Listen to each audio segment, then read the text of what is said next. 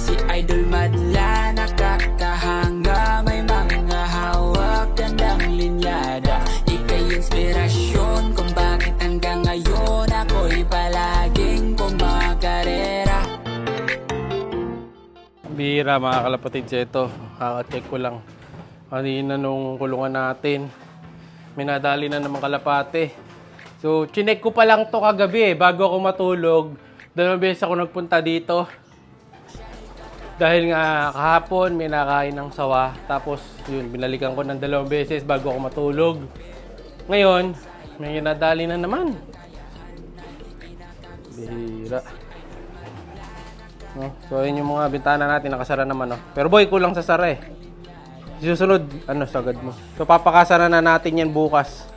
No? So may awang pa palang konti mga kalapat niya. Kasara siya, pero kaya pang dumaan nung sawa eh. So tatry natin, no? So try na muna natin na pakasara yan. Yung CCTV kasi na in-order ko, mina-order na ako eh. So parating pa lang siya mga kalapatids next week. Dahil kahapon nga in-order ko na kagad, magmula nung may nadaling kalapate. So, kailangan pakatodo sara muna natin yung lahat ng bintana sa baba, no? So, bagyang sara lang pala, kala ko kasi sagad eh. So, dyan dumadaan yung sawa, possible. Kasi wala siyang ibang butas na pwedeng daanan. Kasi yung pinto na to, nasasara naman sagad dyan, mga kalapatids eh. Ayan, no? Nakadikit yan. So, di naman siya makakalusot dyan. So, tanging dadaanan niya, yung mga bintana na lang. Maliit lang to. Yung inuhuli natin na to. Di lang natin talaga matsyempuhan eh. Uy, kala ko, ano yung nakasabit na yun? Kalapati pa lang mga kalapatids. Kala ko siya na. So, ayun yung nadali mga kalapatids. So, bihira. Ayan o.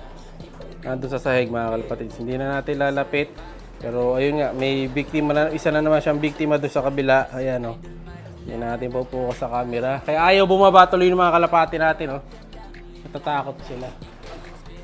No? So, bakit dinadali niya yung mga ibon natin? Gutom kaya yun? No? So, bakit ang dinadali niya, yung sa taas pa? Ang taas na nito, nakakit. Hindi kaya dito nakatira yan, mga kalapatids, sa Kisame. No? So, may posibilidad. Pero may butas dito sa taas yung mga kalapatids, na pwede nating ma-check kung nandito nga sa taas. Ito, may hawak nga ako na screw. Ayan. May hawak tayo Philip dito. Try natin buksan yun na doon sa taas para masilip natin kung baka doon nagtatago yung sawa. So kasi sabi naman kasi nila sa malamig daw nagtatago eh. So it's either hindi kaya nandito yan, no? Sa mga box perch, no? Maaari baka dito nagtatago eh, no? Tanggalin muna natin yan. Ay, ano to? Akala ko kung ano, balahibo lang pala. Kinabahan ako bigla. Akala ko yun eh. Oh, saan kaya yun? Pero, sure ako hindi daga to. Bihira. Umatake talaga to yung madaling araw mga kalapatids, no? Dapat pala, mamayang gabi mag-alarm ako eh. Mag-alarm ako ng maaga para matsyempuan natin. So, tatry ko mag-alarm ako every 2 hours. Try ko kung bumangon. Kung makakabangon ako. Hindi, tatry ko talaga. Kasi ibon natin inuubos mga kalapatids. Nag-invest na ako sa CCTV kahit medyo mahal eh. Kasi bawat isang kalapate, kung babaga mo yung presyo, kung marami naman yung makakain niya, di ba?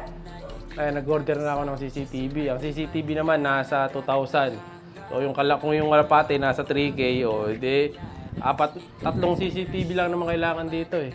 So, sabi mo ng 6K yun, 2 kalapate katumbas. So, nakain na niya kasi dito, 2 na. Pabihira. No? So, may point din si nanay, nagagalit nga sa amin dahil nga tagal daw ng CCTV. Pero nag-order naman na tayo, mga kalapatids. Ayan. Ayan sila, ayaw nilang bumaba, natatakot sila. Kita nyo, mga kalapatids. Kasi yung tropa nga nila, yun, nakaano sa baba. Pambihira. Ayan, mga kalapatids. So, hindi na natin lalapit. Pero pag, ayan, ganyan na lang ang gagawin nating view. So, may nadali na naman sa Dream Loop. Sa baba, bababa din ako, na-check ko. Mag-aabang pa naman tayo ngayon ng karera, mga kalapatids. Nang pauwian natin sa mga fan race. Ang mahirap nito yung kapag nadali yung live no? So, check ko. Kukunin ko muna yung ibon. Para makita ko, ma-check natin mabuti kung paano ang ginawa sa kanya ng sawa. Sa baba pa dumadaan yun mga kalapatid kasi hindi pala nakasara masyado yung pinto eh. So at least nagkakaroon na tayo ng clue. Bagya lang oh. Naku po, double banded pa yung dinali. So yung kinain pa niya mga kalapatid, yung dalawang ring.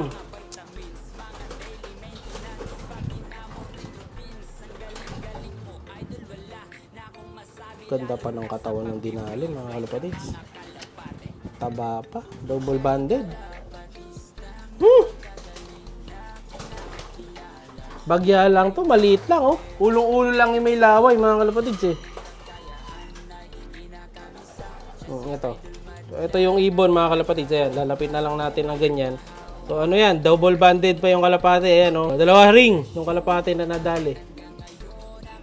Dalawa sing-sing niya. Ayan oh. So FTPC, UFC, all bird lang to. Hindi na natin papakita ng buo mga kalapatids. Pero ayun nga.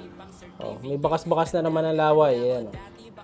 May bakas-bakas na naman siya ng laway sa taas. So, hindi na natin papakita ng buo yung kalapate. Hira. Sayang na sayang ang ibon. Hindi ko natatanggalin ng ring nito mga kalapatid.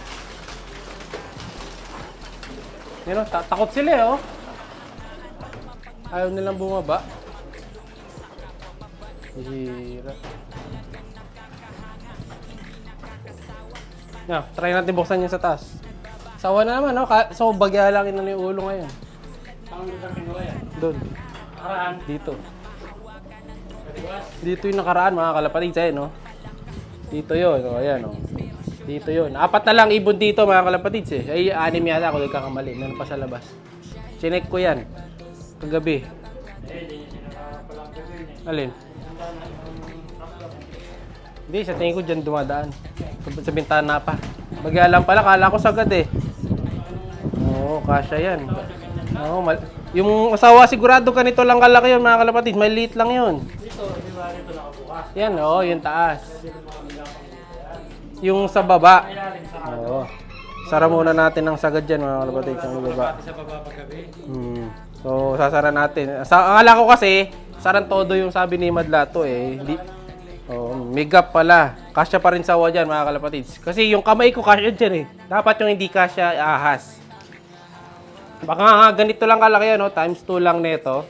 Kaya kasya sila dyan. Kaya dapat yung talagang sarang lock ang gagawin natin. So, may CCTV dun sa likod. So, lalagay ko muna siguro mga kalapatids. Yung isa. Lalagay natin mamaya. Hanapan ko lang ng pwesto. Install natin yung CCTV. Ang maganda ilagay yun.